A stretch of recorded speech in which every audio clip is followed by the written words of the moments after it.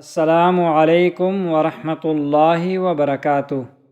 زما محترم و عزتمندو، نن موږ یو داسې دعا په اړه خبره کوو چې په قرآن مجید کې ذکر شوې ده. دا دعا د الله یو لوی پیغمبر، د الله برګزیده رسول حضرت موسی علیه السلام کړې وه. کله چې هغوی ډیر کمزوري، ستړي او مرستې ته سخت محتاج وو. دا هغه وخت و کله چې داسې ښکارېده چې ټوله دنیا دروازې بندې شوې وي، خو د الله رحمت دروازه کلاوه وه. تاسو به ډېر ځلې اورېدلی وي چې خلک وایي بنده باید خپله اړتیا الله ته وړاندې کړي. خو پوښتنه او سوال دا دی چې اړتیا څنګه وړاندې کړو؟ آیا خپل مشکلات څنګه وړاندې کړو؟ آیا موږ یوازې ډوډۍ وغواړو یا پیسې وغواړو؟ او که داسې عاجزي ولرو چې هر څه چې الله راکړي موږ ته قبول وي. د حضرت موسی علیه السلام دا دعا موږ ته دا درس راکوي چې دا دعا یوازې غوښتنه نه ده، بلکې د خپلې کمزورۍ او د اړتیا څرګندونه ده. دا دعا د قرآن له هغه دعاګانو نه ده چې الله تعالی په خپل کتاب کې همیشه دپاره ساتلی ده، تر څو تر قیامته پورې راتلونکي مسلمانان یې ولولي او عمل پې وکړي. نن به موږ دا ګورو او دا به زده کوو هغه کوم وختو چې موسی علیه السلام دا دعا وکړه. د دې دعا په څو الفاظو کې کومه جوره معنا پټه ده، او تر ټولو مهمه ده چې موږ په دې زمانه کې څنګه کولی شو چې د دې دعا نه خپل ژوند بدل کړو. نو راځئ اول د مدین هغه درو ته لاړ شو چې چېرته یو پیغمبر سوری تلاش کو. زما محترم و عزتمندو، سترګې پټې کړو او تصور او سوچ وکړو چې حضرت موسی علیه السلام د مصر د شاهي او د آرام ژوند څخه ووتلو. اوږد صحرایي سفر یې شروع کړو.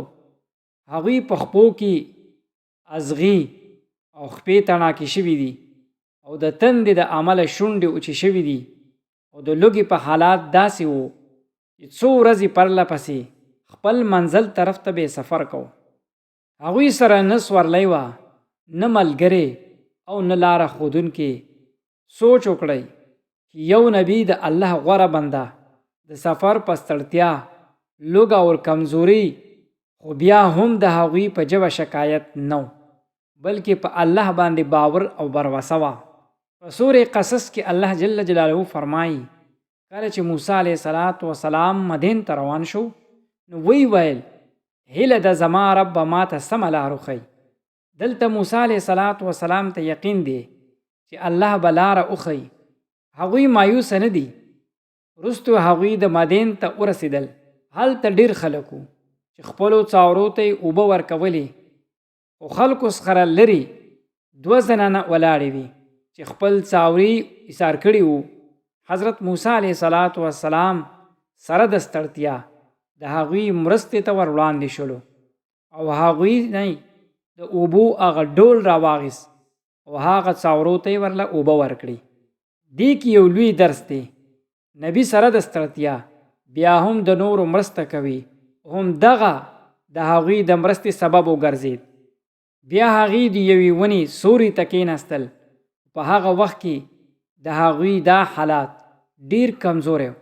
مفسرین لیکي چې د لوږې له امله د ونې شنې پاڼې د هغوی د ګېډې سره لګېدې. هم دغه حالات کې کله چې ټوله مخلوقات پرېښوده، هغوی خپل رب ته دعا وکړه، ربي انی لما انزلت الی من خیر فقیر. ای زما ربه، هر هغه خیر چې ته ماته رالیږي زه ورته محتاج یم. دا داسې معنی لري چې یا الله زما سره هیڅ نشته، زه تش لاس یم، هر څه چې ته راکړې هم هغه زما دپاره بس دی. زما محترمو عزتمندو، اوس راځئ دعا طرف ته لږ سوچ او فکر وکړو. دا دعا یوازې څو کلمې دي، خو ډېر لوی معنا لري.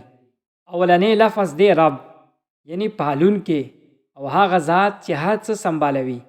دویم لفظ دی انی، یعنی بېشکه زه، دریم لفظ لما انزلتا یعنی هر هغه څه چې ته رالیږي. څلورم دی من خیر یعنی هر خیر او ښېګړه. پنځم دی فقیر یعنی زه ډیر محتاج یم. علما وایي دا دعا انسان ته عاجزي او توکل راښایي. زما محترمو عزتمندو اوس وګورو د الله شان. دا دعا لا ختمه شوې نه وه چې مرسته راغله. له هغه دوو زنانو څخه یوه په حیا سره راغله. وی ویل زما پلار تاسو بلنه درکوي. حضرت موسی علیه السلام د هغه نیک سړي کور ته لاړ چې حضرت شعیب علیه السلام. هغوی دې ته خوراک او څښاک ورکړل او پناه یې ورکړه، عزت یې ورکړو او وروسته په دغه کور کې د هغې یوې لور سره نکاح هم وشوه. سوچ وکئ یوازې یوه دعا د یو مسافر ژوند بدل کړي. الله هغوی ته رزق ورکړو، پناه ورکړه، کورنۍ ورکړه، اولاد یې ورکړو او وروسته نبوت هم ورکړو. دا دعا څومره طاقتوره ده.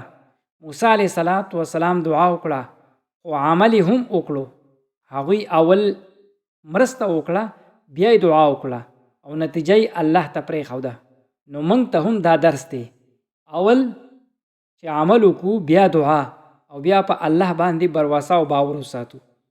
زما محترمو که نن تاسو قرض کې ډوبی یئ، کار نه لرئ، کور کې ستونزې وي، پریشانیانې وي، بیماریانې وي، په ژوند کې مشکلات دي، یاد وساتئ ستاسو رب نن هم ژوندی دی، ویني، اوري. یوازې په اخلاص سره ووایئ رب انی لما انزلت الی من خیر فقیر. باور وکړئ څنګه چې الله د موسی علیه السلام دعا قبوله کړه، ستاسو دعا به هم قبوله کړي. د دې دعا د ویلو خاص ټیم د سحر د مانځه نه وروستو 11 ځلې ووایئ. دغه وخت رزق تقسیمیږي او دا د برکت وخت دی. په سجدې کې ووایئ. سجده هغه مقام دی چې بنده الله جل جلاله ته ټولو نه زیات نږدې وي. د پریشانۍ په وخت کې ووایئ چې بالکل تنها او بې سهارې ځان محسوس کړئ چې دنیا والا ټولو نه ته مایوسه شي. دا دعا بیا ووایه. د خوراک نه وروسته ووایه یا الله چې ته کوم خیر نازلی زه د هغه خیر ته محتاج یم، دغه خیر مال راکړي. سحر او ماښام ووایئ او د شپې اوده کېدلو نه مخکې دا دعا خپل عادت جوړ کړئ. د جمعې په ورځې ووایئ. د خاص د قبولیت ټیم دی او دعا پکې قبلیږي. کم از کم 11 پیرې روزانه او کم نه کم 33 پیرې روزانه او زیات نه زیات 100 پیرې یا 314 پیرې د بدر د مجاهدینو تعداد مطابق. لیکن په شمیر سره ویلو کې زړه ته سکون میلاویږي. یو خاص تعداد پوره کولو التزام هم ضروری دی.